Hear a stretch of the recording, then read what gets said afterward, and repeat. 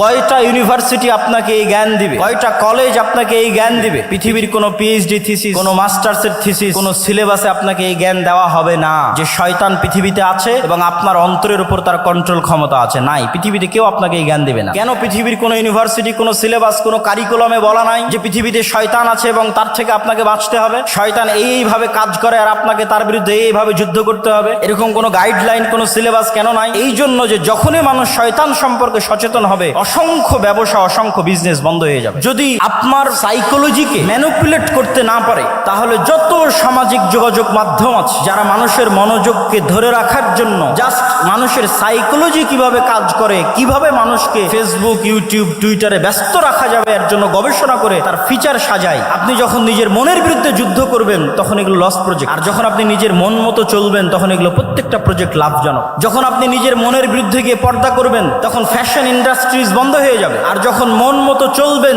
তখন fashion ইন্ডাস্ট্রিজের business চলবে। এরকম প্রত্যেকটা ধাপ আছে যা শয়তান ম্যানুফ্যাকচার করে রেখেছে পৃথিবীর মানুষকে ভুলিয়ে রাখার জন্য। কি ভুলিয়ে রাখবে? সালাতের কথা? জি না। শয়তান আপনাকে কি ভুলিয়ে রাখবে? সিয়ামের কথা? জি না। শয়তান আপনাকে ভুলিয়ে রাখবে মৃত্যুর কথা। আলহাকুমুত তাকাসুর হাত্তা যুরতুমুল মাকাবির। কবরে না যাওয়া পর্যন্ত আমার এবং আপনার মনে হওয়ার চান্স নাই যে আপনি মারা যেতে পারি। আজকের পৃথিবী এতটা ব্যস্ততম পৃথিবী, আজকের টেকনোলজি এতটা ব্যস্ততম, আজকের মোবাইল, আজকের টেকনোলজি, সামাজিক যোগাযোগ মাধ্যম মানুষকে এমন ভাবে আঁকড়ে ধরে আছে, অবৈধ সম্পর্ক মানুষকে এমন ভাবে আঁকড়ে ধরে আছে, ক্যারিয়ারের চিন্তা, দুনিয়ার চিন্তা এমন ভাবে আঁকড়ে ধরে আছে যে আপনি মাসকে মাস, বছরকে বছর চিন্তা করতে পারবেন না যে আপনি মারা যাবেন। হাত্তা যুরতুমুল মাকাবির। আর এটাই শয়তানের টার্গেট, যেন আপনি কোনোদিন ভুলেও স্মরণ না হয় যে আপনি মারা যাবেন। আমাদের নবী মুহাম্মদ সাল্লাল্লাহু আলাইহি ওয়াসাল্লাম সম্পর্কে সংক্ষিপ্ত মৌলিক দুই একটি কথা জেনে নিয়ে আমরা তার জীবনী থেকে মৌলিক শিক্ষাগুলোর আলোচনার দিকে এগিয়ে যাব ইনশাআল্লাহ। আমাদের নবী মুহাম্মদ সাল্লাল্লাহু আলাইহি ওয়াসাল্লাম নির্দিষ্ট জাতি, গোত্র, ভাষা, সময়, কালের জন্য প্রেরিত হননি। তার রিসালাত ছিল সার্বজনীন, সর্বকালীন, সারা বিশ্বের সকল মানুষ, সকল গোত্র, সকল ভাষা, সকল বর্ণের জন্য। তার পূর্বের সকল নবী বা রাসূল নির্দিষ্ট সময়ের জন্য, নির্দিষ্ট গোত্রের জন্য, নির্দিষ্ট ভাষার মানুষের জন্য প্রেরিত হয়েছিলেন।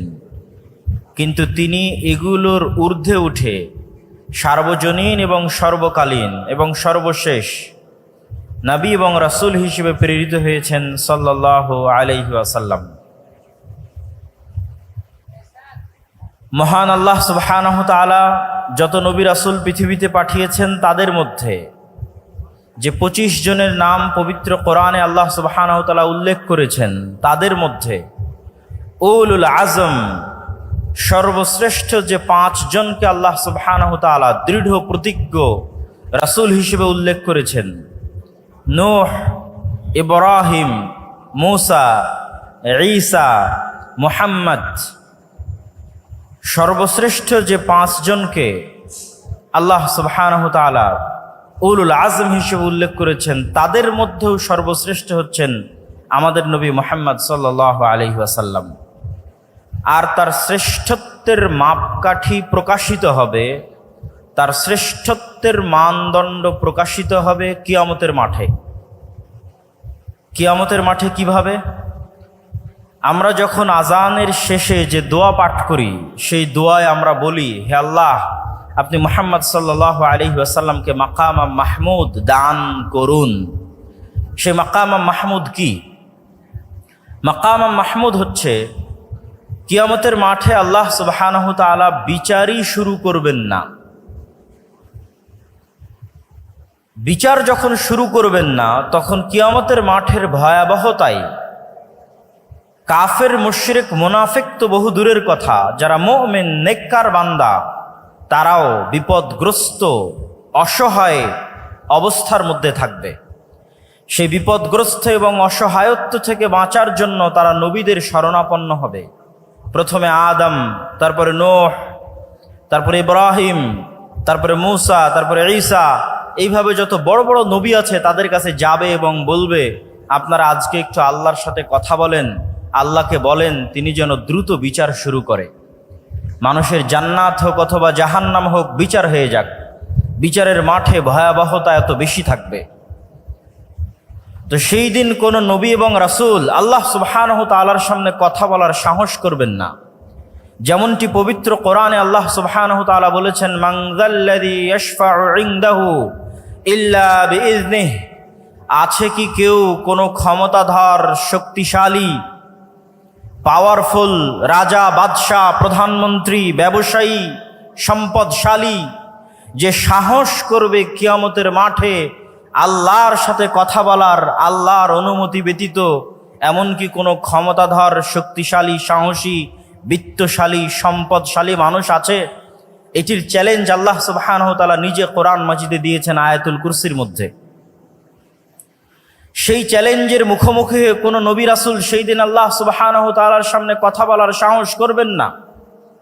আদম আলাইহিস সালাতু ওয়াস সালাম থেকে নিয়ে শুরু করে সকল নবী রাসূল বলবেন, আজকে আল্লাহ সুবহানাহু তাআলা আমার উপর এত রাগান্বিত, আজকে আল্লাহ সুবহানাহু তাআলা আমার প্রতি এত ক্ষিপ্ত যে আজকে আমি তার সামনে কথা বলার মতো আমার কোনো সাহস, কোনো শক্তি আমার নাই। এইভাবে ধীরে ধীরে মানুষ চলে যাবে সর্বশেষ নবী মুহাম্মদ সাল্লাল্লাহু আলাইহি ওয়াসাল্লামের সামনে, আর তিনিও আল্লাহর সাথে সরাসরি কথা বলবেন না, বরং তিনি সরাসরি সিজদায় পড়ে যাবেন। কতদিন সিজদায় থাকবেন তা তিনি নিজেও জানেন না। তিনি সিজদায় এমন ভাষায়, এমন বাক্যে আল্লাহর প্রশংসা করবেন যা কোনোদিন দুনিয়াতে করেননি, যা তখন আল্লাহ সুবহানাহু তাআলা তাকে শিখিয়ে দিবেন। দীর্ঘ এক সময় অতিক্রম হওয়ার পর যতক্ষণ আল্লাহ চাইবেন, সেই সময় অতিক্রম হওয়ার পর আল্লাহ বলবেন, ইয়া মুহাম্মদ ইরফা রাসাক সাল তু'তা ওয়াশফা তুশাফা, মুহাম্মদ মাথা উঠাও, চাও দেওয়া হবে, সুপারিশ করো গ্রহণ করা হবে। এই যে কিয়ামতের মাঠে আদম থেকে নিয়ে কিয়ামত পর্যন্ত কোটি কোটি মানুষ এবং জিনের সামনে মুহাম্মদ সাল্লাল্লাহু আলাইহি ওয়াসাল্লামের যে শ্রেষ্ঠত্ব প্রকাশ পাচ্ছে, এই শ্রেষ্ঠত্বকেই বলা হয়েছে মাকাম মাহমুদ। আমি মুহাম্মদ সাল্লাল্লাহু আলাইহি ওয়াসাল্লাম সম্পর্কে আমার আলোচনা দীর্ঘায়িত না করে এতটুকু বলেই এই পর্বের আলোচনা শেষ করছি। তিনি পৃথিবীর ইতিহাসের সর্বশেষ নবী এবং রাসূল এবং সর্বশ্রেষ্ঠ মানব, এবং অল্প সময়ের মধ্যে পৃথিবীকে প্রভাবিত করতে পারে এরকম সর্বশ্রেষ্ঠ বিপ্লবের জন্মদাতা। মাত্র 23 বছরে তিনি পৃথিবীতে এমন এক বিপ্লব সৃষ্টি করেছেন যার প্রভাব পৃথিবীর ইতিহাসের সবচেয়ে সুদূর প্রসারী এবং সবচেয়ে প্রভাব বিস্তারকারী বিপ্লব। এবার আমরা চলে যাই রাসূলুল্লাহ সাল্লাল্লাহু আলাইহি ওয়াসাল্লামের জীবনে শিক্ষাগত বা জ্ঞানগত কি মৌলিক শিক্ষা এবং আদর্শ আমাদের জন্য রয়েছে। এই পয়েন্টে যাওয়ার আগে একটু ভূমিকা স্বরূপ আমাকে দুটি কথা বলে নিতে হবে। প্রথমত, আমরা জ্ঞান এবং শিক্ষা বলতে কি বুঝব, মুহাম্মদ সাল্লাল্লাহু আলাইহি ওয়াসাল্লামের এনে দেওয়া জ্ঞান এবং শিক্ষা বলতে কি বুঝব, তা জানার জন্য আমাদেরকে একটু ভূমিকা থাকতেই হবে।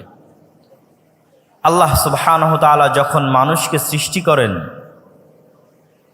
তখন তিনি মানুষের শত্রুও সৃষ্টি করেছেন। একটা গেমিং সফটওয়্যার যখন ডেভেলপ করা হয়, তখন সেখানে যেমন নায়ক থাকে তেমনি এনিমি বা শত্রু থাকে। আমরা যখন মাঠে ফুটবল খেলি তখন দুই পক্ষ থাকে, যখন ক্রিকেট খেলি তখন দুই পক্ষ থাকে। দুই পক্ষ ছাড়া কোনো প্রতিযোগিতা, কোনো খেলা, কোনো গেম সম্ভব নয়। আল্লাহ সুবহানাহু তাআলা যখন এই পৃথিবী সৃষ্টি করেন বা এই পৃথিবীর সফটওয়্যার ডেভেলপ করেন, তখন তিনি এই পৃথিবীতে যে খেলা, যে গেম, যে প্রতিযোগিতা শুরু করেছেন, তাতে মানুষের শত্রু তৈরি করে দিয়েছেন। না হলে মানুষ খেলবে কার বিরুদ্ধে, কার সাথে লড়াই করে টিকে থাকবে দুনিয়াতে, কার বিরুদ্ধে যুদ্ধে জয়লাভ করার জন্য তাকে পরকালে পুরস্কার দেওয়া হবে, কার বিরুদ্ধে যুদ্ধ করে পরাজিত হওয়ার জন্য তাকে জাহান্নামে নিক্ষেপ করা হবে। গেম এবং খেলা হতে হবে উভয় পক্ষের পক্ষ থেকে, এবং রেফারিকে হতে হবে ন্যায় বিচারক, এবং সকলকে লেভেল প্লেয়িং ফিল্ড দিতে হবে। যেমনটা নির্বাচনের সময় বলা হয় যে সকল দলকে লেভেল প্লেয়িং ফিল্ড দেওয়া হোক, যেন সমানভাবে সে তার শক্তিকে কাজে লাগাতে পারে। ঠিক এই পৃথিবী ডেভেলপ করার সময় আল্লাহ সুবহানাহু ওয়া তাআলা মানুষ এবং মানুষের শত্রু একই সাথে সৃষ্টি করে দিয়েছেন। একই সময় মানুষের সেই চিরন্তন শত্রু হচ্ছে ইবলিস এবং ইবলিসের সেনাবাহিনী শায়াতিনাল ইনসি ওয়াল জিন, জিনদের মধ্যে থেকে শয়তান এবং মানুষদের মধ্যে থেকে শয়তান, তাদের সর্দার হচ্ছে ইবলিস। তাদের সাথে চিরন্তন যুদ্ধ আল্লাহ সুবহানাহু ওয়া তাআলা শুরু করে দিয়েছেন মানুষের। আপনি পবিত্র কোরআনের প্রথম থেকে নিয়ে শেষ পর্যন্ত অধ্যয়ন করেন, আল্লাহ সুবহানাহু ওয়া তাআলা আপনার শত্রু হিসেবে কাকে চিহ্নিত করছেন? যে আপনার গীবত করে, অপবাদ দেয়, আপনার জমি জায়গা দখল করে নিয়েছে তাকে, যে ইসরায়েল ফিলিস্তিনে মুসলমানদেরকে হত্যা করছে তাকে, যে ব্রাহ্মণ্যবাদী কট্টরপন্থী যারা মুসলমানদের উপর অত্যাচার করছে তাকে? জি না, আল্লাহ সুবহানাহু ওয়া তাআলা পবিত্র কোরআনে বারবার মানুষের জন্য শত্রু হিসেবে চিহ্নিত করেছেন শয়তানকে। ইন্নাশ শাইতানা লাকুম আদুউম মুবিন, শয়তান তোমাদের জন্য চিরন্তন এবং চিরস্থায়ী শত্রু। এই জন্য আপনি যখন কোরআন তেলাওয়াত করতে যান তখন আল্লাহ সুবহানাহু ওয়া তাআলা আপনাকে শিখিয়ে দিয়েছে যে কোরআন তেলাওয়াতের পূর্বে তুমি বলো আউযু বিল্লাহি মিনাশ শাইতানির রাজিম, যে হে আল্লাহ আমি বিতাড়িত শয়তান থেকে পরিত্রাণ চাচ্ছি। শয়তানের অস্তিত্ব কতটা বাস্তব, শয়তান মানুষের কতটা ভয়ঙ্কর শত্রু, যে কোরআনের তেলাওয়াত পর্যন্ত শুরু হচ্ছে শয়তান থেকে পরিত্রাণ চেয়ে। পবিত্র কোরআনের শুরু থেকে নিয়ে শেষ পর্যন্ত এবং রাসূল সাল্লাল্লাহু আলাইহি ওয়াসাল্লামের হাদিসকে যদি আপনি সামনে রাখেন, রাসূলুল্লাহ সাল্লাল্লাহু আলাইহি ওয়াসাল্লামের জীবনীকে যদি আপনি সামনে রাখেন, প্রতিটি কর্মকে যদি আপনি সামনে রাখেন, তাহলে দেখবেন রাসূল সাল্লাল্লাহু আলাইহি ওয়াসাল্লাম প্রত্যেকটা আদেশ, প্রত্যেকটা নিষেধ, প্রত্যেকটা দোয়া, প্রত্যেকটা জিকির তিনি শয়তানের বিরুদ্ধে দিয়েছেন। রাসূলুল্লাহ সাল্লাল্লাহু আলাইহি ওয়াসাল্লাম আমাদেরকে সালাম দেওয়া শিখিয়েছেন, তার জীবনের একটি শিক্ষা। তো সালাম দেওয়া শিখাতে গিয়ে তিনি আমাদের কি বলেছেন? যদি তোমাদের কেউ বাড়িতে প্রবেশ করার সময় সালাম দেয় তাহলে শয়তান বলে লা মাবিতা লাকুম ওয়ালা আশা আলাকুম, এই বাড়িতে তোমাদের থাকার জায়গা নাই, খাওয়ার জায়গা নাই, এই বাড়ি থেকে বের হয়ে যাও। আর যখন তোমাদের কেউ রুমে, ঘরে, বাড়িতে প্রবেশ করার সময় সালাম না দেয় তখন শয়তান বলে এই বাড়ি তোমাদের থাকার জায়গা, এই বাড়ি তোমাদের খাওয়ার জায়গা। শিখালেন সালাম আর কানেক্ট করলেন শয়তানের সাথে। রাসূলুল্লাহ সাল্লাল্লাহু আলাইহি ওয়াসাল্লাম আমাদেরকে শিখালেন খাওয়ার সময় বিসমিল্লাহ বলতে হবে, কিন্তু কানেক্ট করছেন কার সাথে? যদি তোমাদের মধ্যে কেউ খাওয়ার সময় ইদা আকালা আহাদুকুম ওয়ালাম ইয়াযকুর ইসমাল্লাহ, যদি তোমাদের কেউ খাবার গ্রহণ করে আর বিসমিল্লাহ না বলে, ইয়াকুলু মাআহু শাইতান, তাহলে শয়তান তার সাথে ওই খাদ্য গ্রহণ করে। শিখালেন বিসমিল্লাহ কিন্তু সম্পৃক্ত করছেন শয়তানের সাথে। আপনি রাসূলুল্লাহ সাল্লাল্লাহু আলাইহি ওয়াসাল্লামের পুরো জীবনী উঠিয়ে ফেলেন, প্রত্যেকটা ধাপে, প্রত্যেকটা পদক্ষেপে, প্রত্যেকটা আদেশে শয়তান থেকে বাঁচতে, শয়তানের বিরুদ্ধে পদক্ষেপ গ্রহণ করা হয়েছে। তার মানে শয়তান অবাস্তব, অকল্পনীয় কিছু নয়।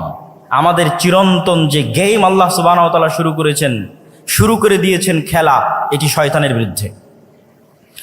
এবং এই গেমকে, এই খেলাকে লেভেল প্লেয়িং ফিল্ড করার জন্য আল্লাহ সুবহানাহু ওয়া তাআলা মানুষের পক্ষে কিছু ঘোষণা দিয়ে রেখেছেন, শয়তানের পক্ষে কিছু ঘোষণা দিয়ে রেখেছেন। শয়তানের পক্ষে দুটি ঘোষণা। এক, ইবলিসকে পৃথিবীর সবচেয়ে ভয়ঙ্কর শক্তিশালী মেকানিজম আল্লাহ দিয়ে দিয়েছেন। আজকের এই উন্নত আধুনিক বিশ্বে মানুষ কত উন্নত, তারপরও মানুষ অন্তর থেকে অন্তরে কথা ট্রান্সফার করতে পারে না। মোবাইলের হোয়াটসঅ্যাপের মেসেজ বলেন, মেসেঞ্জারের মেসেজ বলেন, আজকে আমার আলোচনা বলেন, লাইভ ভিডিও বলেন, প্রত্যেকটাই আমাদের কান দিয়ে শুনতে হয়। আজকে যদি আমি আমার অন্তর থেকে আপনাদের অন্তরে মেসেজ ট্রান্সফার করতে পারতাম, আমাকে চিল্লিয়ে বলা লাগতো না, মেসেজে লেখা লাগতো না, যেটা আপনি পড়বেন। কেন পড়ার দরকার? কেনই বা শোনার দরকার? আমাকে আল্লাহ এই মেকানিজম দিলে আমি এখানে বসে থেকে আপনাদের অন্তরে মেসেজ দিয়ে দিতাম। কিন্তু এই শক্তিশালী পাওয়ারফুল মেকানিজম আল্লাহ কাকে দিয়েছেন? আপনাদের জিজ্ঞেস করছি, কাকে দিয়েছেন? একটু জোরে বলেন তো, কাকে দিয়েছেন? শয়তানকে দিয়েছেন। ইউসবিসু ফি সুদুরিন নাস, মানুষের অন্তরে সরাসরি ডাইরেক্টলি মেসেজ দিতে পারে শয়তান, ওয়াসওয়াসা দিতে পারে শয়তান। মানুষ দ্বিধায় পড়ে যাবে, তার অন্তরে এখন যে কল্পনা চলছে, এই কল্পনা তার না শয়তানের দেওয়া, আমি আপনি কেউ জানি না। আমরা প্রত্যেক সময়ে যে কাজ করার সিদ্ধান্ত নিচ্ছি এবং আমাদের অন্তরে কথা উদিত হচ্ছে, এই প্রত্যেকটি উদিত হওয়া কথা আমার নিজের না শয়তানের পক্ষ থেকে আমরা জানি না। রাসূলুল্লাহ সাল্লাল্লাহু আলাইহি ওয়াসাল্লাম বলেছেন, এমন কোনো মানুষ নেই ইল্লা ওয়ালাহু কারিনান, যার সাথে দুইজন বন্ধু সব সময় থাকে না। কারিনুম মিনাল মালাইকা ওয়া কারিনুম মিনাশ শাইতান, একজন থাকে ফেরেশতা বন্ধু, আরেকজন থাকে শয়তান বন্ধু। প্রত্যেক মানুষের সাথে সব সময় দুইজন বন্ধু তার সাথে আছে, এক ফেরেশতা বন্ধু, দুই শয়তান বন্ধু। তার অন্তরে প্রত্যেক যা কল্যাণকর কাজের ইচ্ছা জাগে তা সে ফেরেশতার পক্ষ থেকে ইলহাম, আর তার অন্তরে প্রত্যেক যা অকল্যাণকর কাজের ইচ্ছা জাগে তা সে ওয়াসওয়াসা শয়তানের পক্ষ থেকে। আজকে আপনারা এখানে উপস্থিত হয়েছেন, আমি উপস্থিত হয়েছি, এই যে আমাদের অন্তরে এখানে আসার ইচ্ছা জাগ্রত হয়েছে, এই কল্যাণকর কাজের জন্য আমাদের ফেরেশতা বন্ধুর পক্ষ থেকে আমাদের অন্তরে কথা দেওয়া হয়েছে, আমাদের অন্তরে ইচ্ছা জাগ্রত করা হয়েছে। যাই সকালে যখন ফজরে ঘুমিয়ে থাকছি, রাসূলুল্লাহ সাল্লাল্লাহু আলাইহি ওয়াসাল্লাম তখনও বলেছেন শয়তানের কথা। যদি বাস্তব না হতো তিনি কেমনে বলতেন? তিনি বলছেন, শয়তান তখন মানুষের মাথার কাছে গিয়ে বলে, নাম নাম নাম ইন্নাল লাইলা লাতাবিল, হে আদমের সন্তান ঘুমিয়ে থাকো, ঘুমিয়ে থাকো, রাত এখনো অনেক লম্বা। তাহলে আপনি মনে করছেন আমি আমার আরামের জন্য ফজরে ঘুমিয়ে আছি, আর আল্লাহর নবী বলছেন না, আপনার আরামের জন্য নয়, শয়তান আপনার অন্তরে দিচ্ছে তুমি এখন ঘুমিয়ে থাকো। সম্মানিত উপস্থিতি, তাহলে আল্লাহ সুবহানাহু ওয়া তাআলা ইবলিসকে দুইটা ছাড় দিয়েছে। এক, সরাসরি আমাদের অন্তরে কথা দিতে পারে ইবলিস। দুই, কিয়ামত পর্যন্ত তার হায়াত বাড়িয়ে দেওয়া হয়েছে। যতদিন আদম আর আদমের সন্তানেরা পৃথিবীতে বসবাস করবে, ততদিন আদম আর আদমের সন্তানদেরকে শত্রুতামূলক জাহান্নামে নিয়ে যাওয়ার দৃঢ় প্রতিজ্ঞ এবং দৃঢ় পণ নিয়ে কাজ করে যাবে ইবলিস এবং তার সাঙ্গপাঙ্গ এবং সেনাবাহিনী। তাদের ওয়াদার কথা আল্লাহ নিজে কোরআন মাজিদে বলেছেন যে ইবলিস এই মর্মে ওয়াদাবদ্ধ যে আমি একাই জাহান্নামে যাব না, আদম সন্তানদেরকে সাথে নিয়ে জাহান্নামে যাব। এই শত্রুতার ঘোষণা আল্লাহ সুবহানাহু ওয়া তাআলা কোরআনে দিয়েছেন। তাহলে ইবলিস এবং শয়তান যদি অবাস্তব হতো, তাহলে কোরআন আর আল্লাহর নবীর জীবনীতে এইভাবে তিনি শয়তানের প্রতি গুরুত্ব আরোপ করতেন না। সম্মানিত উপস্থিতি, তাহলে এবার লেভেল প্লেয়িং ফিল্ডে ইবলিসের ক্ষমতা অনেক বেশি। তাহলে আদম সন্তানের জন্য কি থাকলো, আমার এবং আপনার জন্য কি থাকলো? কি দিয়ে আমরা শয়তানের বিরুদ্ধে এই যুদ্ধে বিজয়ী হব? এটি রাসূল সাল্লাল্লাহু আলাইহি ওয়াসাল্লামের জীবনের সবচেয়ে বড় মৌলিক শিক্ষা। মহান আল্লাহ সুবহানাহু ওয়া তাআলা পবিত্র কোরআন মাজিদে বলছেন, কুল নাহবিতু মিনহা জামিআ ফাইম্মা ইয়াতিয়ান্নাকুম মিন্নী হুদান ফামান তাবিআ হুদায়া ফালা খাউফুন আলাইহিম ওয়ালা হুম ইয়াহজানুন। আল্লাহ সুবহানাহু ওয়া তাআলা আদেশ দিলেন ইবলিসকে আসমান থেকে নেমে যাওয়ার জন্য, আদেশ দিলেন আদম এবং হাওয়াকে জান্নাত থেকে নেমে যাওয়ার জন্য। আদম এবং হাওয়া আর ইবলিসের গল্প কাল্পনিক নয়, পৃথিবীর সব ধর্ম বইয়ে লেখা আছে। ইহুদিদের বাইবেলে, ইহুদিদের তাওরাতে লেখা আছে, খ্রিস্টানদের বাইবেলে লেখা আছে, মুসলমানদের কোরআনে লেখা আছে। কমন গল্প, সেম কমন। ইবলিস, আদম, হাওয়া তথা সকল নবী একই মেসেজ দিয়েছে। আমাদের সৃষ্টি রহস্য সম্পর্কে সেম মেসেজ দিয়েছেন সকল নবী। তাহলে আল্লাহ সুবহানাহু ওয়া তাআলা বলছেন, আমি ইবলিসকে বললাম আসমান থেকে নেমে যাও, আদমকে বললাম জান্নাত থেকে নেমে যাও। তারপরে ফাইম্মা ইয়াতিয়ান্নাকুম মিন্নী হুদান ফামান তাবিআ হুদায়া, আজ থেকে ইবলিস আর আদম পরস্পরের শত্রু। ইবলিসকে দিয়ে দিলাম এই ক্ষমতা, আর আদমের জন্য কি দিব? আমার পক্ষ থেকে হেদায়েত যাবে আদমের জন্য। ফাইম্মা ইয়াতিয়ান্নাকুম মিন্নি হুদা, আমার পক্ষ থেকে দিক নির্দেশনা যাবে, গাইডলাইন যাবে, কিভাবে তোমরা শয়তানের বিরুদ্ধে যুদ্ধ করবে, শয়তানের বিরুদ্ধে কিভাবে টিকে থাকবে তার ইনস্ট্রাকশন যাবে। নতুন যখন ফ্রিজ কিনেন, কম্পিউটার কিনেন, যে কোনো মেশিনারিজ কিনেন, তখন গাইডলাইন থাকে, ইনস্ট্রাকশন থাকে। যে কোনো গেম যখন আপনি শুরু করবেন খেলা, গাইডলাইন দেওয়া আছে কিভাবে এই গেমটা আপনি খেলবেন। তো এই পৃথিবীতে আপনি শয়তানের বিরুদ্ধে কিভাবে খেলবেন এবং জিতবেন, হারবেন না, তার দিক নির্দেশনা, গাইডলাইন আল্লাহ পাঠাবে, এটা আল্লাহর ওয়াদা।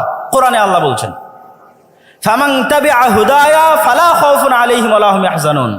আমার পাঠানো এই গাইডলাইন, দিক নির্দেশনা যদি মানুষ মেনে নেয়, তাহলে দুনিয়াতে তাদের জন্য কোনো ভীত সন্ত্রস্ত হওয়ার সুযোগ নেই, আর পরকালে আফসোস করার কোনো সুযোগ নেই। দুনিয়াতে কোনো ভয় নাই, পরকালে কোনো আফসোস নাই।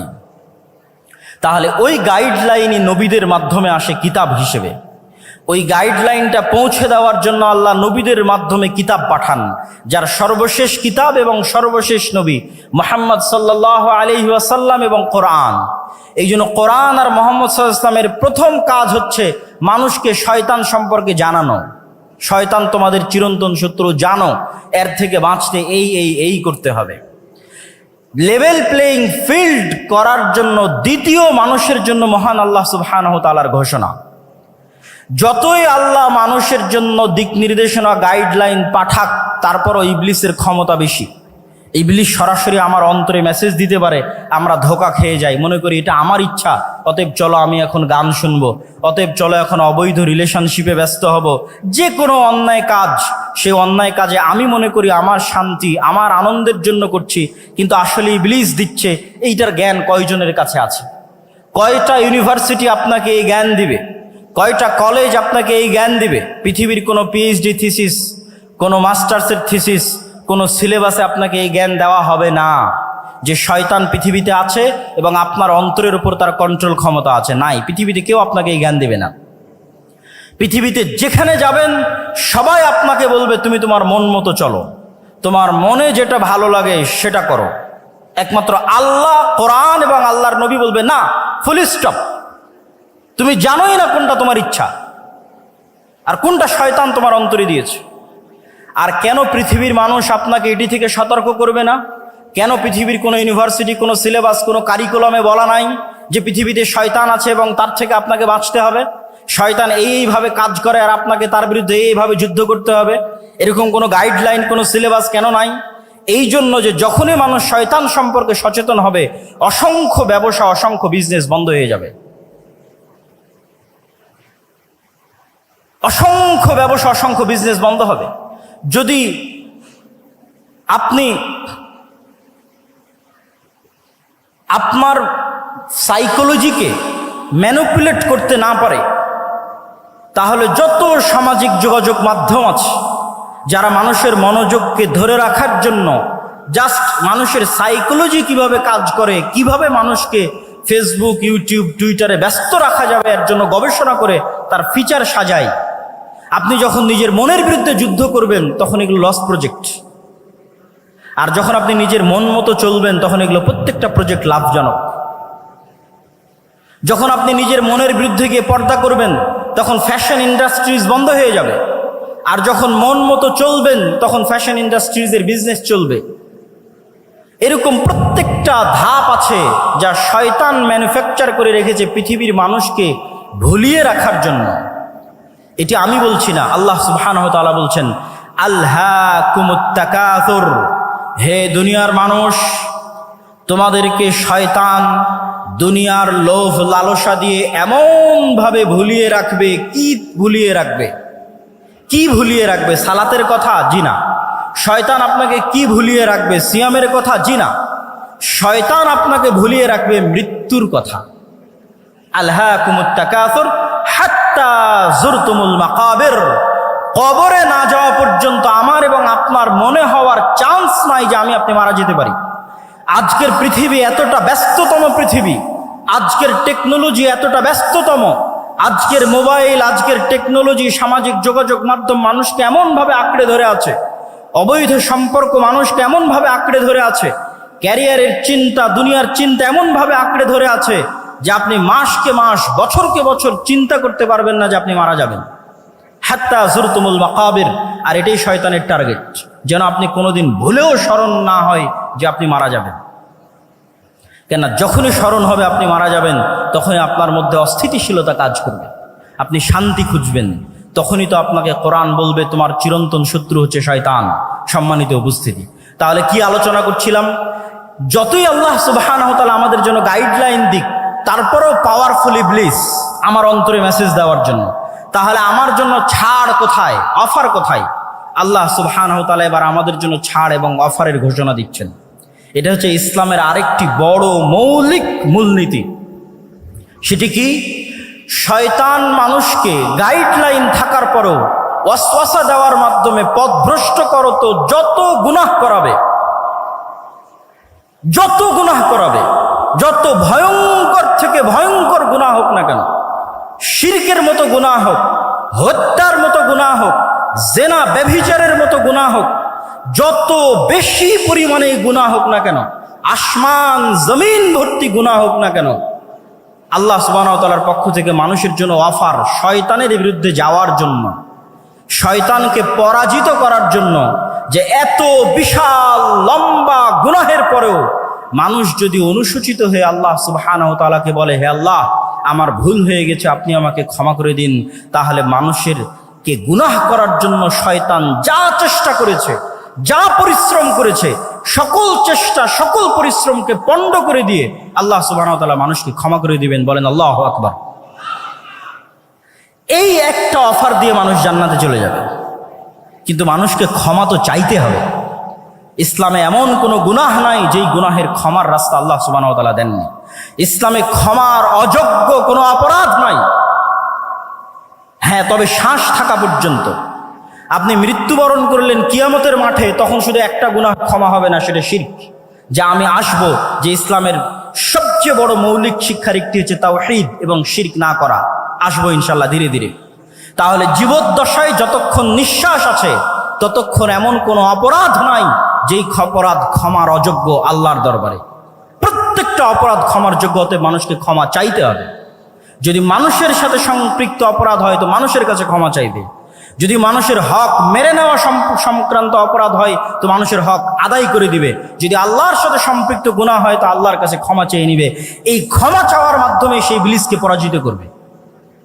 কিন্তু ইবলিস আপনার অন্তরে ভয় দিবে। ইবলিসের একটা বড় বিজনেস হচ্ছে মানুষকে দারিদ্রতার ভয় দেখায়, মানুষকে নিরাশা করে। লা তাকনাতু মির রাহমাতিল্লাহ। ইবলিস আপনাকে ভয় দেখাবে, আপনি অনেক বড় গুনাহগার, আপনি ক্ষমা চাইতে পারেন না, আল্লাহর দরজা আপনার জন্য বন্ধ হয়ে গেছে, আপনার অন্তরে হতাশা সৃষ্টি করবে। এটাই শয়তানের বিরুদ্ধে যুদ্ধ, যে ইসলামে কোনো হতাশা নাই। আপনি গুনাহগার যত বড়ই হন না কেন, আল্লাহ সুবহানাহু ওয়া তাআলার কাছে ক্ষমা চাইলে আল্লাহ ক্ষমা করে দিবে। এবং ইসলামে দারিদ্রতারও কোনো ভয় নাই। সেই পয়েন্টগুলো তো আমি আসবো ইনশাআল্লাহ। তাহলে শয়তানের এই আলোচনা থেকে এতটুকু কি পরিষ্কার হলো যে নবী এবং রাসূলকে পাঠানো হয়েছে, কোরআনকে পাঠানো হয়েছে মানুষকে একটা গাইডলাইন দেওয়ার জন্য, শয়তানের বিরুদ্ধে যুদ্ধ করার জন্য। কিন্তু এই জ্ঞান, এই যে গাইডলাইনের যে জ্ঞান, শয়তানের অস্তিত্বের যে জ্ঞান, এই জ্ঞানগুলো একসময় পৃথিবী থেকে উঠে যাবে এবং মানুষ পশুতে পরিণত হয়ে যাবে।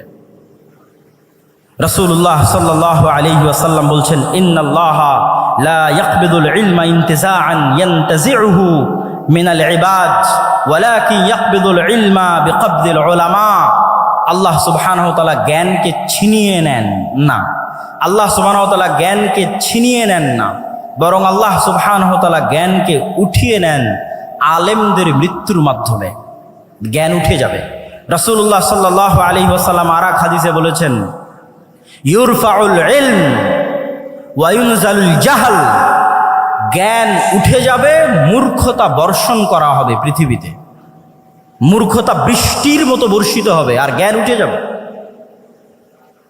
আজকে যেহেতু আমাকে ইসলামের জ্ঞান কেন্দ্রিক মূলনীতি আলোচনা করতে বলা হয়েছে, তাহলে আপনাদের কাছে আমার প্রশ্ন, আমরা তো দিন দিন জ্ঞানের জগতে, ঊর্ধ্ব জগতে এগিয়ে যাচ্ছি, জ্ঞান এবং বিজ্ঞানের শীর্ষে আরোহণ করছি। সেখানে আল্লাহর নবী বলছেন জ্ঞান উঠে যাবে এবং মূর্খতা বর্ষিত হবে। তাহলে আমি এবং আপনি জানি না যে প্রকৃত জ্ঞান কোনটা। যেই জ্ঞান আমাদের ইউনিভার্সিটি, আমাদের কলেজের সিলেবাসের মধ্যেই নাই, সেই জ্ঞানের আলোচনায় আজকে আমরা করছি। এই জ্ঞানটা উঠে যাবে। শয়তানের অস্তিত্বের জ্ঞান, শয়তানের সাথে যুদ্ধ করার জ্ঞান, শয়তানকে পরাজিত করার জ্ঞান, শয়তানের সাথে যুদ্ধ করে জিতে থাকার জ্ঞান পৃথিবী থেকে উঠে যাবে। তখন মানুষ ধীরে ধীরে পশুতে পরিণত হবে। আমরা এবং আপনারা স্বাভাবিক মানবিকতা বোধ হারিয়ে পশুতে পরিণত হব। সম্মানিত উপস্থিতি, এখন আসি আমরা শয়তানকে পরাজিত করব কিভাবে। রাসূলুল্লাহ সাল্লাল্লাহু আলাইহি ওয়াসাল্লাম তার জীবনী থেকে কি এমন শিক্ষা আমাদেরকে দিয়ে গেছেন যার মাধ্যমে আমরা শয়তানকে পরাজিত করতে পারি। রাসূলুল্লাহ সাল্লাল্লাহু আলাইহি ওয়াসাল্লাম ওই হাদিসটি যখন বললেন যে প্রত্যেক মানুষের সাথে দুইজন বন্ধু আছে, একজন শয়তান, একজন ফেরেশতা, তখন এক সাহাবী আল্লাহর নবীকে জিজ্ঞেস করছে, আল্লাহর নবী, আপনার সাথেও কি শয়তান বন্ধু আছে? এটি খুবই আশ্চর্যজনক একটি হাদিস। এখান থেকে আমাদের আজকের আলোচনা শুরু হবে। তখন রাসূলুল্লাহ সাল্লাল্লাহু আলাইহি ওয়াসাল্লাম বলছেন, হ্যাঁ, আমার সাথেও শয়তান আছে, তবে আমার শয়তান ইসলাম গ্রহণ করেছে, বা শাব্দিক অর্থ বললে আত্মসমর্পণ করেছে, সারেন্ডার করেছে। ইসলাম শব্দের শাব্দিক অর্থ কিন্তু আত্মসমর্পণ করা, সারেন্ডার করা। তাহলে আল্লাহর নবীর সাথেও শয়তান আছে, কিন্তু তার শয়তান আত্মসমর্পণ করেছে, সারেন্ডার করেছে। এখন প্রশ্ন, আমাদের সাথে যে শয়তান আছে সে কিভাবে আত্মসমর্পণ করবে, সে কিভাবে সারেন্ডার করবে? শাহ ওলিউল্লাহ মুহাদ্দিস দেহলভী তার হুজ্জাতুল্লাহিল বালেগার মধ্যে লিখছেন, এই হাদিসকে সামনে রেখে তিনি আলোচনা করছেন যে মানুষের অন্তরে সবসময় দুইটা গ্রুপের লড়াই চলে, রূহে রব্বানি আর নফসে শয়তানি। মানুষের যে রুহের জগতে ছিল, সেই রূহ আল্লাহকে মানার ওয়াদা করেই পৃথিবীতে এসেছে। তাহলে প্রত্যেকটা মানুষ জন্মগতভাবে মুসলিম। আর এক হাদিসে রাসূল সাল্লাল্লাহু আলাইহি ওয়াসাল্লাম স্পষ্ট করেছেন যে প্রত্যেক মানুষ জন্মগতভাবে মুসলিম। তাহলে রূহে রব্বানি, যেই রূহে রব্বানির মাধ্যমে ফেরেশতা ইলহাম দেয় আপনার অন্তরে ভালো কাজের, আর নফসে শয়তানি, যার মাধ্যমে শয়তান ওয়াসওয়াসা দেয় মন্দ কাজের, এই দুইটার যুদ্ধ সবসময় চলতে থাকে। এখন মানুষ তার স্বভাব চরিত্র দিয়ে, তার কাজ দিয়ে কোনটাকে তার অন্তরে বিজয়ী করবে আর কোনটাকে তার অন্তরে পরাজিত করবে, সেটির সিদ্ধান্ত মানুষের। একটা হচ্ছে রূহে রব্বানি, যার মাধ্যমে ফেরেশতা কাজ করে, নফসে শয়তানি, যার মাধ্যমে শয়তান কাজ করে। আপনি যদি নফসে শয়তানিকে পরাজিত করতে চান, তাহলে ফেরেশতাকে জিততে দিতে হবে। ফেরেশতাকে জিততে দেন, অটোমেটিক শয়তান আপনার অন্তরে সংকুচিত হয়ে যাবে, পরাজিত হয়ে যাবে। ফেরেশতাকে জিততে দিবেন কিভাবে? আপনাকে আরেকটা ইসলামের মৌলিক শিক্ষা বলে যাই। সবসময় দেখবেন রাসূল সাল্লাল্লাহু আলাইহি ওয়াসাল্লাম এবং আল্লাহ সুবহানাহু ওয়া তাআলা ফেরেশতার শয়তানকে পরস্পরের মুখোমুখি করে দাঁড় করিয়েছে। লা তাদখুলুল মালাইকাতু ফি বাইতিন, ওই বাড়িতে রহমতের ফেরেশতা প্রবেশ করে না যেই বাড়িতে ছবি মূর্তি আছে, যেই বাড়িতে কুকুর আছে। তাহলে কি দাঁড়ালো? ফেরেশতারা কি সবসময়, ফেরেশতারা হচ্ছে লা ইয়ামাসসুহু ইল্লাল মুতাহহারুন, ফেরেশতারা সবসময় পবিত্র থাকে। তাহলে কি দাঁড়ালো? ফেরেশতা ছবি মূর্তি পছন্দ করে না, ফেরেশতা কুকুর পছন্দ করে না, ফেরেশতা সবসময় পবিত্র থাকে। আর এক হাদিসে রাসূল সাল্লাল্লাহু আলাইহি ওয়াসাল্লাম বলছেন, মা মিন মাওদিউ শিবরিন, আসমানের এমন কোনো এক বিঘত জায়গাও খালি নাই, ইল্লা, যেই জায়গায় এমন কোনো ফেরেশতা নাই যে হয় সিজদারত আছে, না হয় রুকুরত আছে, না হয় আল্লাহ সুবহানাহু ওয়া তাআলার তাসবিহ এবং তাহলিল পাঠরত আছে। সুবহানাল্লাহি বিহামদিহি সুবহানাল্লাহিল আযীম, আল্লাহ সুবহানাহু ওয়া তাআলার বড়ত্ব এবং মহত্ব বর্ণনা করা অবস্থায় আছে। তাহলে সারমর্ম দাঁড়াচ্ছে, আপনি যদি ফেরেশতাকে জিততে দিতে চান, তাহলে ফেরেশতার স্বভাব আপনার মধ্যে বেশি বেশি নিয়ে আসতে হবে। আপনি আজকে থেকে প্র্যাকটিক্যাল বাস্তবায়ন করেন, থিওরি তো বললাম, প্র্যাকটিক্যাল বাস্তবায়ন করেন। আপনি এখন থেকে উঠে গিয়ে কোনো সময় অপবিত্র হবেন না, কেননা ফেরেশতা অপবিত্র নয়, পবিত্র। যখনই আপনার অজু ভাঙবে তখনই অজু করবেন, যখনই ফরজ গোসল হবে তখনই গোসল করবেন, তথা আপনি সব সময় পবিত্র থাকতেছেন। মানে আপনার অন্তরে আপনি রূহে রব্বানি, ফেরেশতা শক্তিকে বিজয়ী হওয়ার সুযোগ করে দিচ্ছেন। আর আপনার অন্তরে অটোমেটিক শয়তান তখন সংকুচিত হয়ে যাবে, পলাতক এবং পরাজিত হয়ে যাবে। ওই যে আল্লাহর নবী বলল আমার শয়তান আত্মসমর্পণ করেছে, আপনার শয়তান আত্মসমর্পণ করবে। আপনি ছবি মূর্তি থেকে দূরে সরে যান, আপনি তাসবিহ এবং তাহলিল পাঠ করেন, জিকির এবং আযকার করেন, এগুলো ফেরেশতার স্বভাব। তখন আপনার অন্তরে রূহে রব্বানি বিজয়ী হবে। আর যদি আপনি মনে করেন আপনি আপনার অন্তরে ফেরেশতাকেই পরাজিত করবেন আর শয়তানকে বিজয়ী করবেন, তাহলে বেশি খেতে হবে, বেশি ঘুমাতে হবে, বেশি অপবিত্র থাকতে হবে। এই জন্য যারা শয়তানের গোলাম হয়, যারা শয়তানের দাস হয়, প্রকৃত অর্থে যারা শয়তানের ইবাদত করে, তাদের ইনস্ট্রাকশনের মধ্যে দেওয়া থাকে তাকে অপবিত্র থাকতে হবে। টানা 40 দিন গোসল অজু কিছুই করা যাবে না। যেখানে পেশাব পায়খানা করবে ওখানেই খাদ্য গ্রহণ করতে হবে, যাতে মানুষকে তার মনুষ্যত্বের জায়গা থেকে নিচে নামানো যায়। মানুষকে আল্লাহ সর্বশ্রেষ্ঠ সৃষ্টি হিসেবে সৃষ্টি করেছে। মানুষকে তার মনুষ্যত্বের জায়গা থেকে নিচে নামানোর জন্যই LGBTQ। ফেরাউন মানুষত্বের জায়গা থেকে নিচে নামে কেন? ফেরাউন পুরুষ ছিল, অহংকারের কারণে কাফের হয়ে গেছে, কিন্তু আর মনুষ্যত্বের জায়গা থেকে নিচে নামেন। নমরুদ কাফের ছিল, মুশরিক ছিল। আবু জাহাল, আবু লাহাব কাফের মুশরিক ছিল, কিন্তু মানুষ ছিল। মানুষত্বের জায়গা থেকে, পৌরুষত্বের জায়গা থেকে নিচে নামেন। কিন্তু শয়তান আমাকে এবং আপনাকে চায়, বর্তমান পৃথিবী চায়, বর্তমান পৃথিবীর গ্লোবাল সিস্টেম চায় যে মানুষ তো শয়তানের শিক্ষা, শয়তান সম্পর্কে জানুক, এটা তো বহু দূরের কথা। মানুষ যেন শয়তানের গোলাম হতে হতে তার স্বাভাবিক যে চাল চরিত্র আছে সেটি থেকেও যেন নিচে নেমে যায়। এই জন্য আপনাকে যেমন অপবিত্র থাকার প্রতি শয়তান উৎসাহিত করবে, ঠিক তেমনি আপনি পুরুষ আছেন অথচ আপনাকে কল্পনা করতে বলা হবে যেন আপনি নারীর মতো কল্পনা করেন। এটি আপনাকে স্বাভাবিক মানুষ থেকে নিচে নামিয়ে দিবে, ফেরাউনের চেয়ে জঘন্য করে দিবে, আবু লাহাব আবু জাহালের চেয়ে জঘন্য করে দিবে। তখন আপনি শয়তানের পরিপূর্ণরূপে গোলাম হয়ে যাবেন। সম্মানিত উপস্থিতি, তাহলে আমরা আলোচনা করছিলাম যে রাসূলুল্লাহ সাল্লাল্লাহু আলাইহি ওয়াসাল্লাম আমাদেরকে শয়তান থেকে বাঁচার জন্য কি করতে হবে? আমার অন্তরে, আমিও পারবো আমার অন্তরে নফসে শয়তানিকে আত্মসমর্পণ করাতে, আমার রূহে রব্বানি ফেরেশতা স্বভাবের সামনে। আর আমি যদি চাই আমি শয়তানকেও বিজয়ী করতে পারবো আমার অন্তরে, তখন আমি পরিপূর্ণরূপে শয়তানের গোলাম হয়ে যাব। ইসলামের শিক্ষার সারমর্ম এটি যে আপনাকে শয়তানের বিরুদ্ধে যুদ্ধ করতে হবে।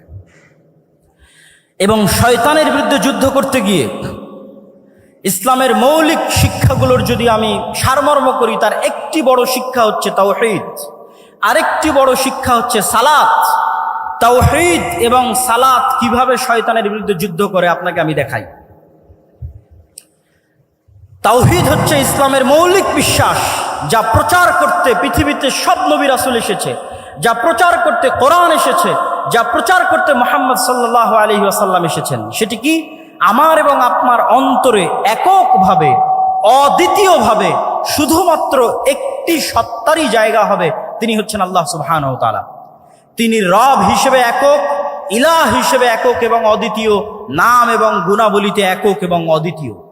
রব হিসেবে একক এবং অদ্বিতীয় পৃথিবীর সবাই মানে, ইহুদি, খ্রিস্টান, বৌদ্ধ, হিন্দু সবাই আল্লাহকে রব হিসেবে একক এবং অদ্বিতীয় মানে, যে আল্লাহ সৃষ্টিকর্তা, আল্লাহ সুবহানাহু ওয়া তাআলা বৃষ্টি বর্ষণকারী, আল্লাহ সুবহানাহু ওয়া তাআলা পাহাড় নদী নালার প্রবাহিতকারী, স্থাপনকারী, আমার আপনার সৃষ্টিকারী সবাই মানে। কিন্তু আল্লাহ সুবহানাহু ওয়া তাআলাকে ইলাহ হিসেবে একক এবং অদ্বিতীয় কেউ মানে না, মুসলমানও মানে না। বহু মুসলিম আল্লাহকে রব হিসেবে একক এবং অদ্বিতীয় স্বীকার করলেও ইলাহ হিসেবে মানে না। ইলাহ মানে আপনার অন্তরের ভক্তি এবং শ্রদ্ধা, যতটুকু আপনার ভক্তি এবং শ্রদ্ধা আপনি করতে পারেন তার পুরোটাই, অন্য কাউকে দেওয়া বহু দূরের কথা। যতটুকু ভক্তি শ্রদ্ধা আছে ততটুকু আল্লাহ সুবহানাহু ওয়া তাআলার সামনে সমর্পণ করতে হবে। যতটুকু চাওয়ার আছে ততটুকু আল্লাহ সুবহানাহু ওয়া তাআলার সামনে চাইতে হবে। আপনি যদি আপনার অন্তরে আল্লাহর অস্তিত্ব ব্যতীত আর কোনো কিছুকে, ইট পাথরের কোনো খাম্বার সম্মানও যদি আপনার অন্তরে থাকে, ইট পাথরের তৈরি কোনো খাম্বার সম্মানও যদি আপনার অন্তরে থাকে, তাহলে আপনি আল্লাহর সামনে, আল্লাহর উলুহিয়াতের সামনে পরিপূর্ণ আত্মসমর্পণ করছেন না। সামগ্রিক বিধানদাতা হিসেবে আল্লাহ সুবহানাহু ওয়া তাআলার সামনে যদি আপনার আত্মসমর্পণ না থাকে, এমনকি ইবনুল কাইয়িম রাহিমাহুল্লাহ লিখছেন যে কোনো মানুষ যখন কোনো মেয়ের অন্ধ প্রেমে আসক্ত হয়, যদিও সেটা বউয়েরও হয়, স্ত্রীরও হয়, যে এমনভাবে প্রেমে আসক্ত যে তার স্ত্রী, তার প্রেমিকা যা বলে তাই শোনে, সেখানে আল্লাহর বিধিবিধানের ধার ধারে না, তখন সেও এক প্রকার শয়তানের গোলাম। তার অন্তর আল্লাহ সুবহানাহু ওয়া তাআলার উলুহিয়াত জায়গা করে নিতে পারেনি। তাহলে ইসলামের মৌলিক বিশ্বাসের একটি বড় বিশ্বাস হচ্ছে তাওহীদ। এই তাওহীদ যখন আপনার অন্তরে একবার প্রবেশ করবে, তখন এটা শয়তানের বিরুদ্ধে কেমনে যুদ্ধ করবে তা আপনাকে দেখায়। ইব্রাহিম আলাইহিস সালাতু ওয়াস সালাম একাই পৃথিবীতে, একক, সারা পৃথিবীর মানুষ তার বিরুদ্ধে, তিনি একক, তিনি একাই শয়তানের বিরুদ্ধে যুদ্ধ করছেন। তো এই একাই শয়তানের বিরুদ্ধে যুদ্ধ করতে গিয়ে তিনি যে টিকে আছেন, তার অন্তরের এই শক্তি কোথায় থেকে আসে? তার অন্তরের এই শক্তি আসে তাওহীদের উপর পূর্ণ বিশ্বাসের কারণে। যেই মুমিন 100% শতভাগ তাওহীদে বিশ্বাসী, সে পারমাণবিক বোমার চাইতেও শক্তিশালী। ইব্রাহিমের মতো, ইব্রাহিমকে আগুনে নিক্ষেপ করে দেওয়া হয়েছে, কিন্তু তার বিশ্বাস থেকে তিনি টলেননি। তার কনফিডেন্স লেভেল কোন পর্যায়ের থাকতে পারে, আত্মবিশ্বাস কোন শীর্ষ চূড়ায় থাকতে পারে যে তাকে আগুনে নিক্ষেপ করলেও তিনি টলেননি। আমাদেরকে কি করা হয়? তাওহীদের প্রতি বিশ্বাস দুর্বল করো তো আমাদেরকে হেজিটেশনে ফেলে দেওয়া হয়, দ্বিধায় ফেলে দেওয়া হয়। নতুন প্রজন্ম দিন মানতে পারে না কেন? হেজিটেটেড থাকে, ফ্রাস্ট্রেশনে থাকে, হতাশায় থাকে, দ্বিধায় থাকে। আমি যদি দাড়ি রাখি মানুষ কি বলবে? আমি যদি সালাত আদায় করি সমাজ কি বলবে? আমি যদি শুধু এই চাকরি ছেড়ে দিই তাহলে খাবো কি? এই যে প্রত্যেক পয়েন্টে হেজিটেশন, এগুলো আসে কেন? তাওহীদের প্রতি বিশ্বাস দুর্বল থাকার কারণে। তাওহীদের জ্ঞান যার মধ্যে আছে, যে আল্লাহর একত্ববাদ এবং অদ্বিতীয়ত্ব সম্পর্কে পরিপূর্ণ জ্ঞান অর্জন করেছে, তার অন্তর শয়তানের বিরুদ্ধে সবচেয়ে বেশি শক্তিশালীভাবে যুদ্ধ করতে পারবে। তার অন্তর সবচেয়ে কনফিডেন্ট থাকবে তার দ্বীনের উপর, তার বিশ্বাসের উপর। আজকের পৃথিবীতে ইহুদিরা ভ্রান্তির উপরও আমাদের চেয়ে বেশি কনফিডেন্ট, ভ্রান্তির উপরেও আমাদের চেয়ে বেশি কনফিডেন্ট। আর আমরা মুসলিমরা, আমাদের কনফিডেন্স নাই, কনফিডেন্স হারিয়ে ফেলেছি। দীর্ঘ 190 বছরের কলোনিয়াল সিস্টেমে তাদের গোলামির কারণে আমাদের রক্তের মধ্যে এমনভাবে গোলামি প্রবেশ করেছে যে আমরা কখনো স্বাধীনভাবে চিন্তা করতে পারি না, নিজের দ্বীনের উপর পূর্ণ আস্থা এবং পূর্ণ বিশ্বাস কনফিডেন্টলি স্থাপন করতে পারি না, কেননা আমাদের মধ্যে তাওহীদের জ্ঞান নাই। 2 নাম্বার, সালাত কিভাবে আপনাকে শয়তানের বিরুদ্ধে যুদ্ধ করায়? আপনি তো ইসলামের সারমর্ম দেখলেনি যে এই অন্তরকে কন্ট্রোল করতে পারতে হবে। তো অন্তরকে কন্ট্রোল করার জন্য শুধু বিরত থাকার মাধ্যমে কখনো প্র্যাকটিস হয় না। আপনি সেনাবাহিনীতে জয়েন করলে কঠোর পরিশ্রমের মাধ্যমেই আপনাকে সেনাবাহিনীর র্যাঙ্কিং বাড়াতে হবে। তো এই 5 ওয়াক্ত সালাত শয়তানের বিরুদ্ধে যুদ্ধ। প্রতি 5 ওয়াক্ত সালাত জামাতের সাথে মসজিদে উপস্থিত হওয়ার মাধ্যমে আপনি দিনে 5 বার শয়তানকে পরাজিত করেন। এই জন্য রাসূলুল্লাহ সাল্লাল্লাহু আলাইহি ওয়াসাল্লাম বলেছেন, যে ব্যক্তি টানা 40 দিন মসজিদে এসে তাকবীরে তাহরিমার সাথে সালাত আদায় করলো, সে মুনাফিকি থেকে মুক্তি পেয়ে গেল, জাহান্নামের আগুন থেকে মুক্তি পেয়ে গেল। কেন? মানে টানা 40 দিন প্রায় 200 ওয়াক্ত সালাত, মানে 200টা বিশ্বযুদ্ধে শয়তানকে পরাজিত করা। তো যে এক টানা পরস্পর 200টা যুদ্ধে শয়তানকে পরাজিত করতে পারবে, তার অন্তরের উপর তার কন্ট্রোল ক্ষমতা কায়েম হয়ে গেছে, প্রতিষ্ঠিত হয়ে গেছে। ওই যে রাসূল সাল্লাল্লাহু আলাইহি ওয়াসাল্লামের শয়তান আত্মসমর্পণ করেছে, আপনার শয়তান আত্মসমর্পণ করে ফেলেছে। কেননা 200টা যুদ্ধে আপনি তাকে পর পর পরাজিত করেছে। তাহলে সালাত হচ্ছে শয়তানের বিরুদ্ধে সবচেয়ে বড় যুদ্ধ।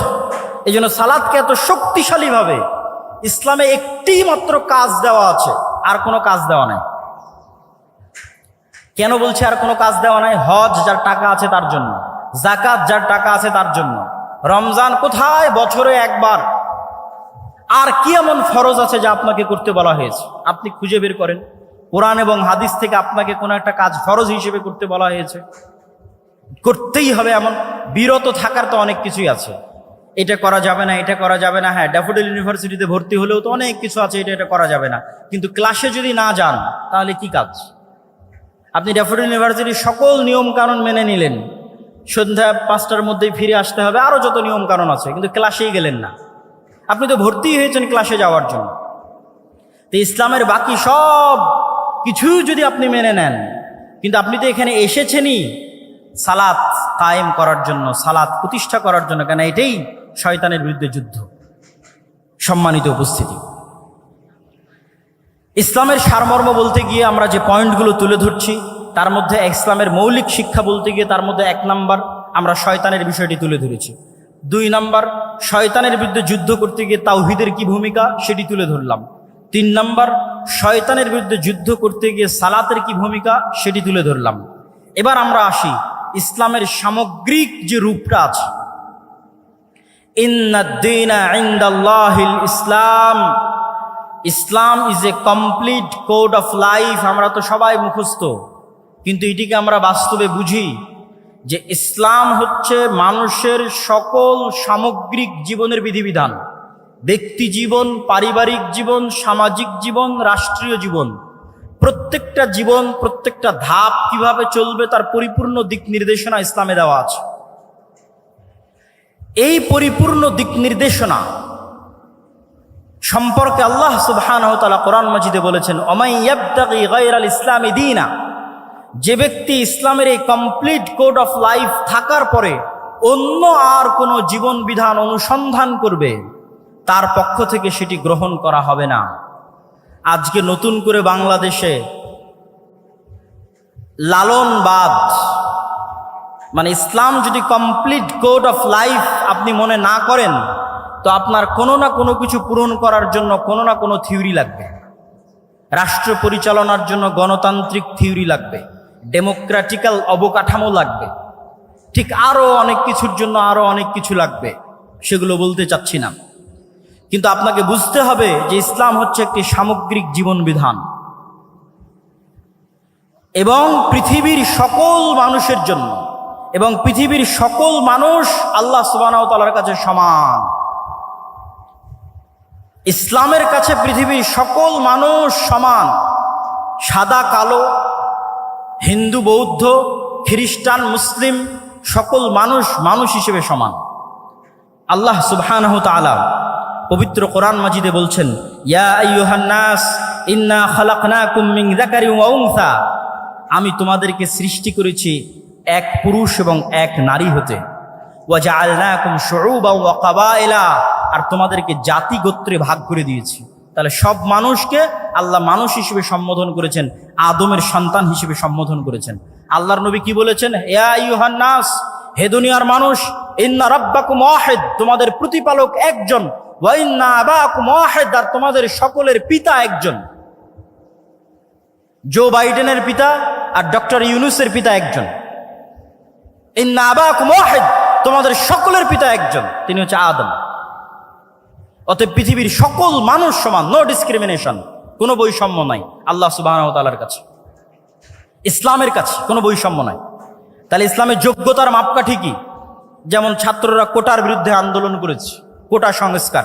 ইসলামে কোনো কোটা সিস্টেম আছে নাকি জান্নাতে যাওয়ার জন্য? নাই।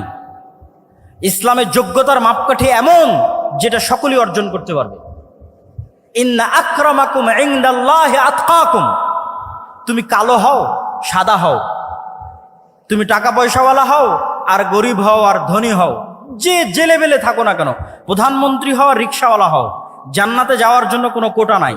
একটাই সিস্টেম যেটা প্রধানমন্ত্রীও আয়ত্ত করতে পারবে, রিক্সাওয়ালাও আয়ত্ত করতে পারবে, সেটা তাকওয়া, পরহেজগারিতা, আল্লাহ ভীরুতা। ওমাই ইয়াত্তাকিল্লাহ ইয়াজআল লাহু মাখরাজা ওয়া ইয়ারযুকহু মিন হাইথু লা ইয়াহতাসিব, আর যে ব্যক্তি আল্লাহকে ভয় করবে, আল্লাহ পৃথিবীতে চলার জন্য তার রাস্তা বের করেই দিবেন। যেভাবেই হোক, যেখান থেকেই হোক, তার রাস্তা আল্লাহ বের করবেনই করবেন। ওয়া ইয়ারযুকহু মিন হাইথু লা ইয়াহতাসিব, আর এমন জায়গা থেকে আল্লাহ তার রিজিকের ব্যবস্থা করে দিবেন যেখান থেকে সে নিজেও কল্পনা করতে পারে না। ওয়ামান ইয়াতাওয়াক্কাল আলাল্লাহ ফাহুয়া হাসবুহ, আর যে ব্যক্তি আল্লাহর উপর পূর্ণ আস্থা রাখে আল্লাহ তার অভিভাবক হিসেবে যথেষ্ট। নি'মাল মাওলা ওয়া নি'মান নাসির, আর তিনি সর্বশ্রেষ্ঠ অভিভাবক। সম্মানিত উপস্থিতি, তাহলে এই আয়াত থেকে ইসলামের সারমর্ম কিন্তু আমাদের সামনে ফুটে উঠল। এবার আমি বলি ইসলামের সফলতার মানদণ্ড কি? সফল তো হবেন তাকওয়া দিয়ে। সফলতার মানদণ্ড কি? তাকওয়া দিয়ে কি অর্জন করতে চান? আমাদের কাছে সাকসেসফুল কেরিয়ারের জন্য অসংখ্য মোটিভেশনাল স্পিকার আছে, স্পিচ আছে, কিন্তু ইসলামের দৃষ্টিতে সাকসেসফুল কেরিয়ার কোনটা? আল্লাহ সুবহানাহু ওয়া তাআলা কোরআন মাজিদে বলছেন, ফামান যুহজিহা আনিন নার ওয়া উদখিলাল জান্নাহ ফাকাদ ফাজ। সফল সেই, সাকসেসফুল কেরিয়ার তারই যে কিয়ামতের মাঠে দেখবে তাকে জাহান্নাম থেকে বাঁচিয়ে দেওয়া হচ্ছে এবং তাকে জান্নাতে প্রবেশ করার সুযোগ দেওয়া হচ্ছে। সে হচ্ছে সাকসেসফুল কেরিয়ারের অধিকারী। সফলতার মানদণ্ড হচ্ছে আমি জান্নাতে যেতে পারলাম কিনা, না আমি জাহান্নামে চলে গেলাম। সম্মানিত উপস্থিতি, আমি ইসলামের সামগ্রিক এবং সার্বিক একটি চেহারা আপনাদের সামনে তুলে ধরি। ব্যক্তি জীবনের আলোচনা হলো, পারিবারিক জীবনে ইসলাম দুটি জিনিস চায়। এক, বংশ সুরক্ষা করতে, মানুষ যেন তার পিতৃ পরিচয় হারিয়ে না ফেলে। এই জন্য জেনা সহ সকল অবৈধ সম্পর্ক নিষিদ্ধ করে দেওয়া হয়েছে। তালাকের যে লম্বা বিধিবিধান এগুলো দেওয়া হয়েছে মানুষের বংশনামা সুরক্ষা করার জন্য। সামাজিক জীবনে ইসলাম কি চায়? সামাজিক জীবনে ইসলাম চায় ন্যায় বিচার, সততা।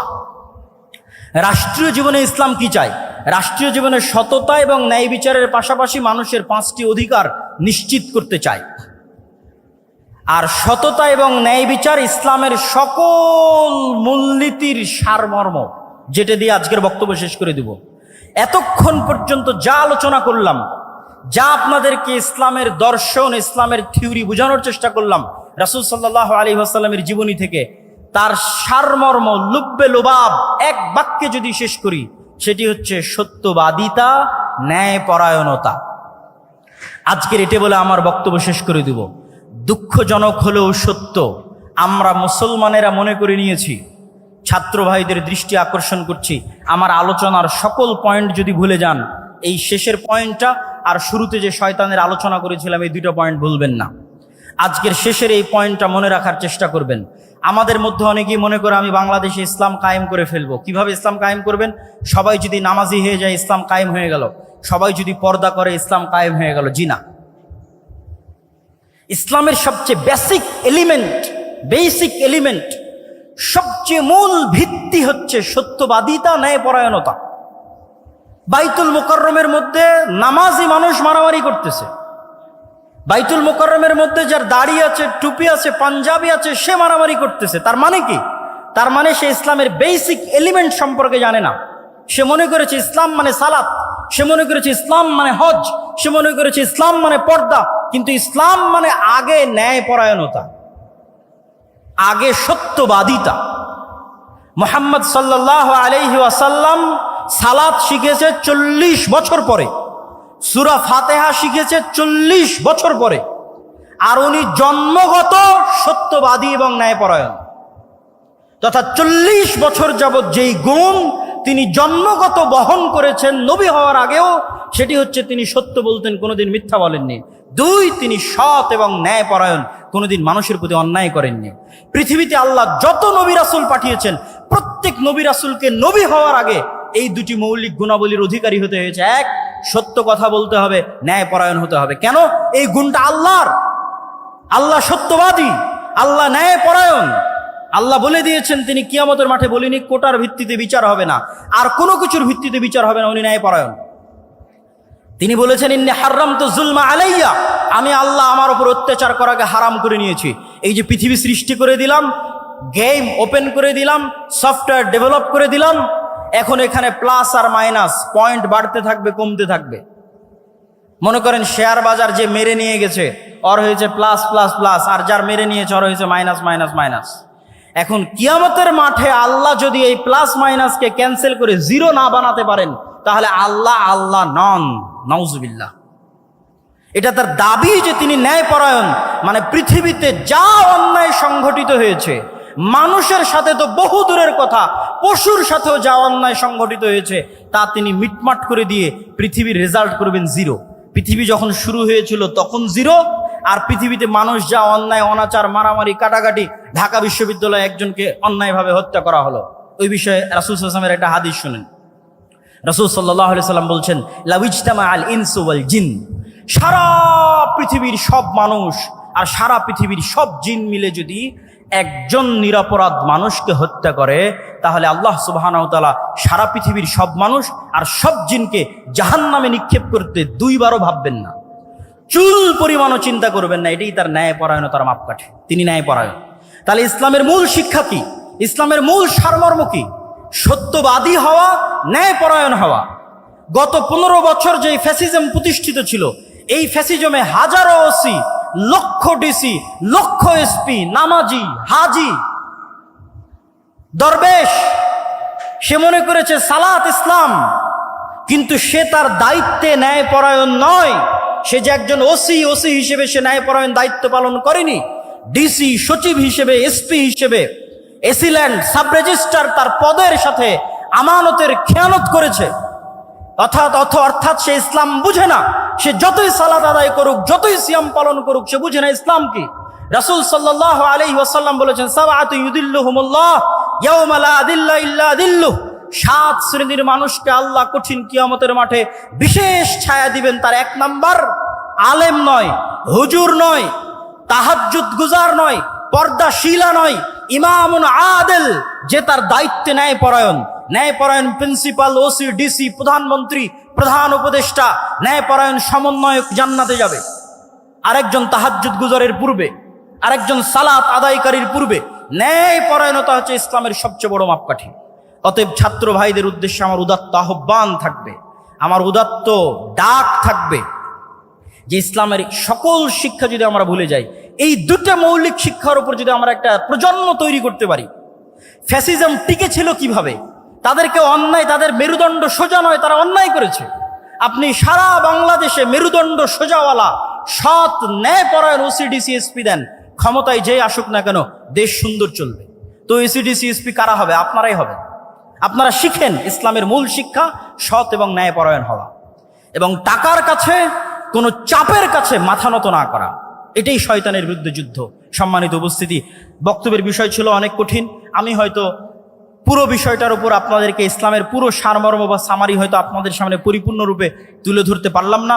তারপরও যতটুকু চেষ্টা করেছি, তুলে ধরার চেষ্টা করেছি। আল্লাহ সুবহানাহু ওয়া তাআলা আমাদের সকলকে আল্লাহ সুবহানাহু ওয়া তাআলার এই একমাত্র মনোনীত দ্বীনের উপর টিকে থাকার এবং এই দ্বীনের উপর মৃত্যুবরণ করার এবং যেটা প্রকৃত সফলতার মানদণ্ড, সেই জান্নাতে প্রবেশ করার তৌফিক দান করুক। আল্লাহুম্মা আমিন। ওয়া আখিরু দাওয়ানা আনিল হামদুলিল্লাহি রাব্বিল আলামিন। আসসালামু আলাইকুম ওয়া রাহমাতুল্লাহি ওয়া বারাকাতুহু।